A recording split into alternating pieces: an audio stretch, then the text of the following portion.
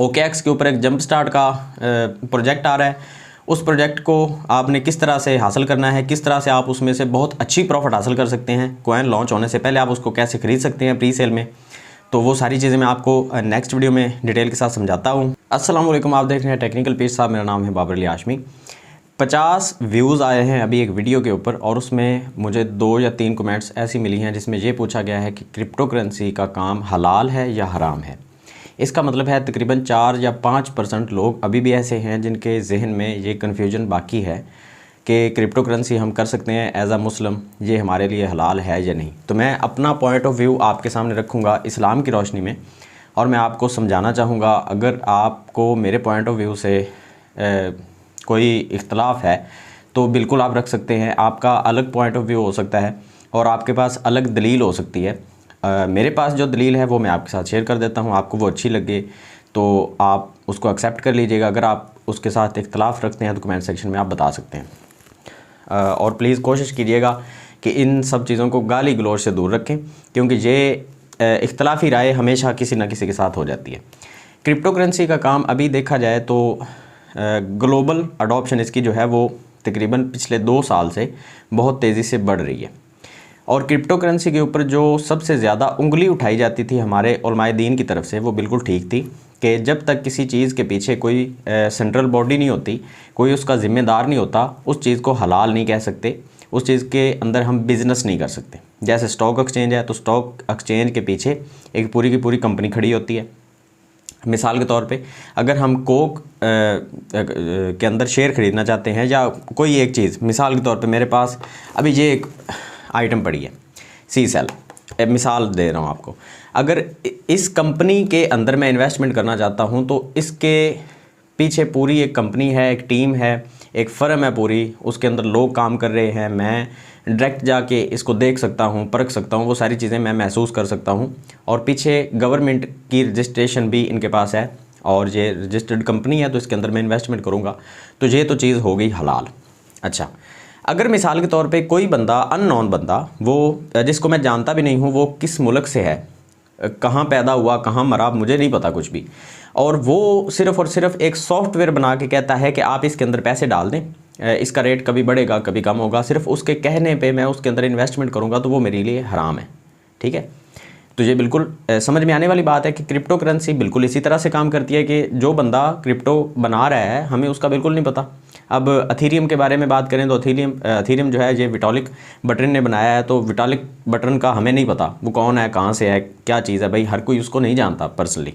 तो हम उसको जानते नहीं हैं, हम उसकी कंपनी को नहीं जानते, हम उसके अंदर इन्वेस्टमेंट क्यों करें, अथीरियम क्यों बाई करें, ये एक बहुत बड़ा सवाल है। अच्छा, बिटकॉइन सतोशी नाकामोटो ने बनाया, हमें उसका नहीं पता, वो जापान से है, अमेरिका से है, लंदन से है, हमें मतलब जो बताया गया है गूगल के ऊपर ही बताया गया, हमने अपनी आंखों से जाके तो कुछ नहीं देखा वहाँ पे, तो हम बिटकॉइन के अंदर इन्वेस्टमेंट क्यों करें, ये भी एक बहुत बड़ा सवाल पैदा हो गया। तो यहाँ पे आके उलमाए दीन के बड़े बड़े बेंच बैठे, वहाँ पे फैसला किया गया कि इसको अभी तक के लिए हराम करार दिया जाए कि इसके अंदर आप इन्वेस्टमेंट ना करें, आपके पैसे ज़ाया हो जाएंगे। यहाँ पे एक छोटा सा कॉन्सेप्ट मैं आपको और समझाना चाहूँगा हलाल और हराम का। इस्लाम के अंदर हर वो चीज़ हराम है जिसके साइड इफ़ेक्ट ज़्यादा हों, फ़ायदे कम हों।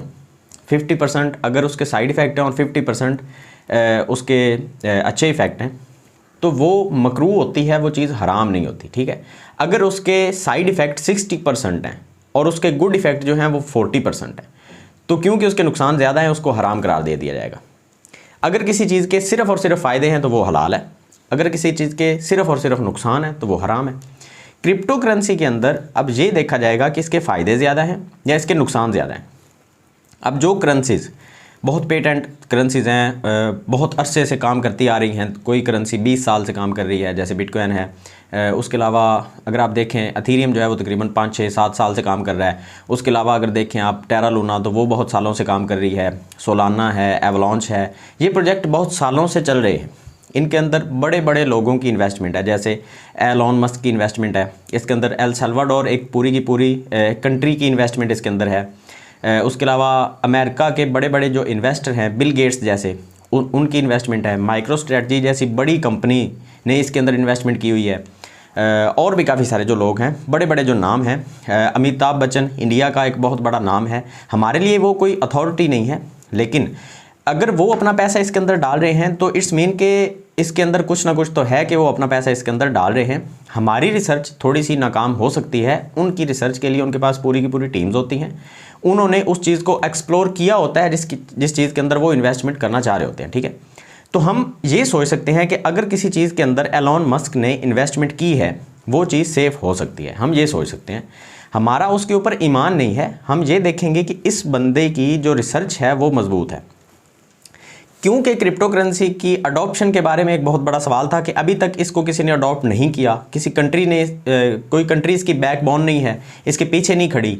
अगर ये भाग जाते हैं तो कोई कंट्री जिम्मेदार नहीं बनेगी। इस चीज़ के ऊपर इसको हराम करार दिया गया था और क्रिप्टो करेंसी को बिल्कुल ठीक हराम करार दिया गया था कुछ अरसा पहले। मुफ्ती तकी उस्मानी साहब की तरफ से इंटरनेशनल लेवल पे उन्होंने एक बहुत बड़ा बयानिया दिया कि क्रिप्टो करेंसी अभी तक मेरी नज़र में ये कोई चीज़ ही नहीं है, ये कोई करेंसी नहीं है। तो बिल्कुल उन्होंने ठीक कहा। देवबंदी मौलवी हैं वो, और इंटरनेशनल लेवल के ऊपर उन्होंने ये बयान दिया, तो बहुत बड़े लेवल का एक ये फतवा था कि मुफ्ती तकी उस्मानी साहब ने बयान दिया कि ये अभी तक ये कोई करेंसी है ही नहीं, सिरे से ये कुछ भी नहीं है, बस एक सॉफ्टवेयर है, उसके ऊपर आप पैसे फेंक रहे हैं, कल को ये भाग जाते हैं तो आप कुछ नहीं कर सकते। तो बिल्कुल ठीक था।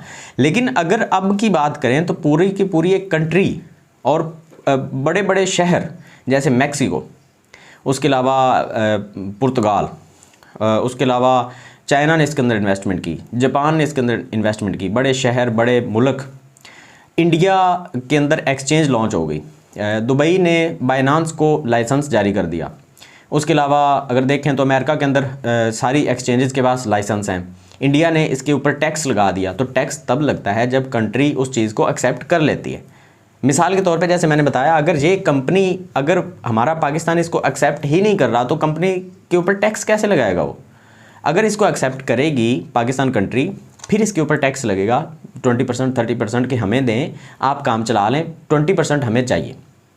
अगर मैं कहता हूं कि मैं वज़ीर आज़म हूं एक मिसाल के तौर पे, और मैं कहता हूं कि ये कंपनी हमने एक्सेप्ट नहीं करनी, हमने इनके साथ काम नहीं करना, तो मैं टैक्स कैसे लगा सकता हूं? फिर तो ये हम चलाएंगे ही नहीं। तो बिटकॉइन के ऊपर या क्रिप्टो करेंसी पूरी के ऊपर जो टैक्स लगा है, इट्स मीन के अब इन्होंने कंट्रीज़ ने इसको अडॉप्ट कर लिया है और मान गए हैं कि ये करेंसी है। और क्योंकि ये इतने सालों से काम कर रही है, इसके अंदर बड़े बड़े इन्वेस्टर आ चुके हैं, अब इसके भागने के जो चांसेस हैं वो आलमोस्ट ना के बराबर है। तो ये जो हमारे उलमाए दीन का एक बहुत बड़ा एतराज़ था, वो एतराज़ अब ख़त्म हो चुका है। अब नए बयानिए की ज़रूरत है। ये मेरा पॉइंट ऑफ व्यू है कि अब नया बयानिया आना चाहिए कि अब ये किस तरह से हलाल है या हराम है। अब आगे चलते हैं, थोड़ा सा वीडियो को ख़त्म करने की तरफ चलते हैं। क्रिप्टो करेंसी के अंदर एक चीज़ नहीं है। सबसे पहली चीज़ स्पॉट ट्रेडिंग। आपने कुछ ख़रीदा या कुछ बेचा अपनी मर्ज़ी से, आपके अपने हाथ में वो चीज़ है। आपने करेंसी के ऊपर रिसर्च की, रिसर्च करके आपने वो कॉइन ख़रीद के अपने पास रखा, अपने वॉलेट में रख सकते हैं, एक्सचेंज के ऊपर रख सकते हैं, वो सारी डिटेल तो ठीक है, आपको पता होगा। दूसरे नंबर पे आ जाती है perpetual trading, future trading, margin trading. ये सारी एक कैटेगरी में रख रहा हूँ जिसके ऊपर आपको फ़ीस पे करनी पड़ती है। पैसे लेके कंपनी से आप उधार लेते हैं, उसके ऊपर आप उसको फ़ीस पे कर रहे होते हैं, सूद कह लें आप उसको आम ज़बान में। तो ऐसे है कि मिसाल के तौर पे फिर इसकी मिसाल ले लेते हैं कि मेरे पास एक 100 रुपया है, मैं इसको 100 रुपये में ख़रीद के अपने पास रख लेता हूँ, जब ये 110 रुपये का हो जाएगा तो मैं इसको वापस बेच दूँगा। ये है स्पॉट ट्रेडिंग। अगर मिसाल के तौर पे मेरे पास 10 रुपये हैं और इसकी प्राइस है 100 रुपये, 90 रुपये में किससे ले रहा हूँ? बीच में जो एक्सचेंज है, एक्सचेंज से 90 रुपये में उधार लेता हूँ, 10 रुपये मेरे पास हैं, 100 रुपये का ये लेके मैंने अपने पास रखा। लेकिन अब इस पर क्या शर्त क्या है कि अगर इसकी प्राइस 90 रुपये, सॉरी इसकी प्राइस 100 रुपये थी, इसकी प्राइस अगर 80 रुपये पे चली जाती है तो आपके 10 रुपये हम खा जाएंगे। इस शर्त के ऊपर कंपनी मुझे 90 रुपये उधार दे रही है और ये 90 रुपये लेके मैं रिस्क लेके मैं अपना जो कैपिटल मेरे पास 10 रुपये है वो कैपिटल इस्तेमाल करके कंपनी से 90 रुपये उधार लेके इस चीज़ को मैं लेके रख तो रहा हूँ, लेकिन अपना 10 रुपये मैं उसके ऊपर जो है वो रिस्क के ऊपर लगा रहा हूँ, स्टेकिंग के ऊपर लगा रहा हूँ कि वो ख़त्म भी हो सकते हैं। स्पॉट ट्रेडिंग में तो ऐसा नहीं होता। तो स्पॉट ट्रेडिंग और फ्यूचर ट्रेडिंग अलग हो गया। ये है फ्यूचर ट्रेडिंग कि आपने कंपनी से उधार लिया, 10 रुपये आपके थे, 90 रुपये आपने उधार लेके आपने चीज़ लेके रख ली।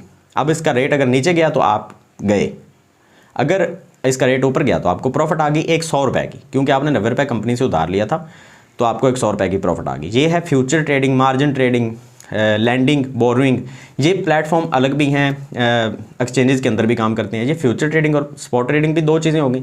अब इसके अलावा एक चीज़ है NFT के बारे में भी बहुत डिटेल चाहिए, लेकिन मैं बता रहा हूँ कि क्रिप्टो के अंदर ही ये सारी की सारी चीज़ें आती हैं। क्रिप्टो कोई एक चीज़ नहीं है। इसके अलावा play to earn, create and earn project, इनके ऊपर लोग इन्वेस्टमेंट करते हैं। लोग गेम खेलने के लिए इनके अंदर इन्वेस्टमेंट कर रहे होते हैं। जैसे ऑक्सी इन्फिनिटी, ऑक्सीज लोग ख़रीदते हैं, वो बहुत महंगी मिलती हैं। एक एक ऑक्सी की कीमत 2-2, 3-3 अथीरियम है, मतलब $6,000, $9,000 एक एक ऑक्सी की कीमत दे के वो ले रहे होते हैं। बहुत महंगी ऑक्सीज हैं। उसके अलावा और भी प्ले टू अर्न प्रोजेक्ट हैं। लोग पैसे दे के उनके प्लेयर बाई करते हैं, फिर उन प्लेयर से खेलते हैं, फिर वहाँ से उनको टोकन मिलते हैं, वो टोकन वो सेल करके अपनी रियल मनी में कन्वर्ट कर लेते हैं। तो ये क्रिप्टो करेंसी के अंदर भी काफ़ी सारी चीज़ें हैं। अगर हम कहते हैं हराम हराम हराम, तो हम वो सारी चीज़ों को हराम कह रहे होते हैं। हम किसी एक चीज़ को टारगेट करके हराम कहेंगे तो बात समझ में आ रही है कि फ्यूचर ट्रेडिंग को आप हराम कहते हैं इस वजह से कि आप उसके अंदर एक तो आपका कैपिटल रिस्क में है, दूसरे नंबर पे आप उसके ऊपर पैसों के ऊपर फीस दे रहे हैं। पैसे जो आपने कंपनी से उधार लिए उसके ऊपर आप फीस पे कर रहे हैं।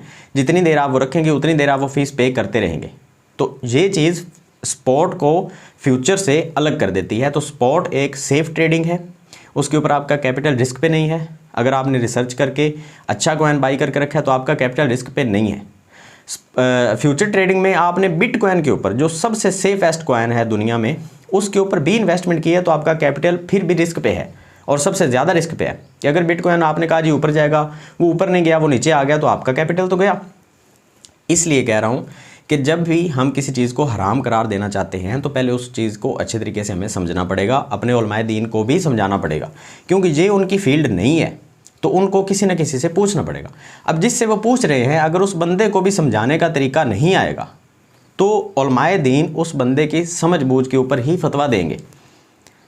ठीक है। आखिरी मैं एक छोटी सी मिसाल देता हूँ और वीडियो को एंड करते हैं। मिसाल के तौर पे एक बंदे ने किसी आलिम दीन से पूछा कि अगर एक लड़की मेरी बहन है और क्या हम एक दूसरे से सलाम ले सकते हैं?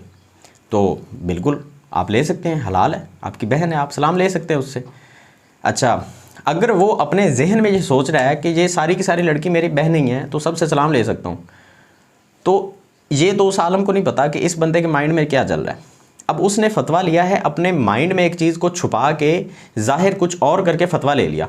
अब आलम का भी आप क्या गुनाह बनाएंगे? आलम ने तो फतवा दिया उसकी बहन के हवाले से। आलम ने ये फतवा नहीं दिया कि वो बहन किसको समझ रहा है, वो सारी लड़कियों को बहन समझ रहा है जो उसकी नामहरम है। तो आप समझ रहे हैं मेरी बात? आलमे दीन को पहले हम जो बता रहे हैं, अगर हमें वो ठीक से बताना नहीं आएगा तो फतवा गलत मिल जाएगा। अगर हम वो ठीक से बता रहे हैं और उसको समझ में नहीं बात आ रही, उसकी अपनी भी एक समझ है ना, हर बंदे का जहनी लेवल एक तो नहीं होता। कोई मुफ्ती बहुत बड़े लेवल के हैं, कोई मुफ्ती बहुत बड़े लेवल के होने के बावजूद भी उनका जहनी लेवल उतना अच्छा नहीं है। उलमाए दीन तो वो हैं, लेकिन टेक्निकल चीज़ों को समझने के लिए वो उतने पढ़े लिखे नहीं हैं टेक्निकल लैंग्वेज से। ठीक है, माजरत के साथ। तो अगर आप उनसे फतवा लेने चले जाएंगे तो वो फतवा इसके अगेंस्ट भी दे सकते हैं, इसके हक़ में भी दे सकते हैं। मुफ्ती तारिक मसूद आजकल का एक बहुत बड़ा नाम है, उन्होंने इसको अभी तक हराम नहीं कहा।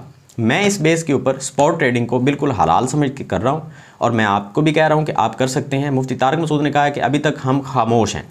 उलमाए दीन किसी भी चीज़ के बारे में खामोश तब होते हैं जब उसके हलाल होने के चांसेस ज़्यादा होते हैं, हराम होने के चांसेस कम होते हैं। अगर तो थोड़ा सा भी इसके अंदर अंसर हराम का होता, मुफ्ती तारिक मसूद सबसे पहले कहते जी अभी तक ना करें, ये हराम है, इसको छोड़ दें। ठीक है, अभी तक उन्होंने ऐसा कोई बयानिया नहीं दिया, इसलिए मैं कर रहा हूँ। ये डिटेल के साथ वीडियो मैंने इसलिए बनाई ताकि आपके जहनों में जितनी भी गलत फहमियाँ थी वो सारी की सारी अच्छे तरीके से निकल जाएँ। तो अब भी अगर आपके जहन में कोई सवाल बाकी है वो आप मुझसे पूछ सकते हैं, मैं उसका रिप्लाई करने की कोशिश करूँगा, वीडियो बनाने की कोशिश करूँगा उस चीज़ के ऊपर। और नेक्स्ट वीडियो आपने ज़रूर देखनी है। OKX के ऊपर एक जंप स्टार्ट का प्रोजेक्ट आ रहा है, उस प्रोजेक्ट को आपने किस तरह से हासिल करना है, किस तरह से आप उसमें से बहुत अच्छी प्रॉफिट हासिल कर सकते हैं, कॉइन लॉन्च होने से पहले आप उसको कैसे ख़रीद सकते हैं प्री सेल में, तो वो सारी चीज़ें मैं आपको नेक्स्ट वीडियो में डिटेल के साथ समझाता हूँ। अभी के लिए इतना ही। वीडियो अच्छी लगी है तो लाइक कर दें। मिलते हैं नेक्स्ट वीडियो में, दुआ में याद रखिएगा। अल्लाह हाफिज़।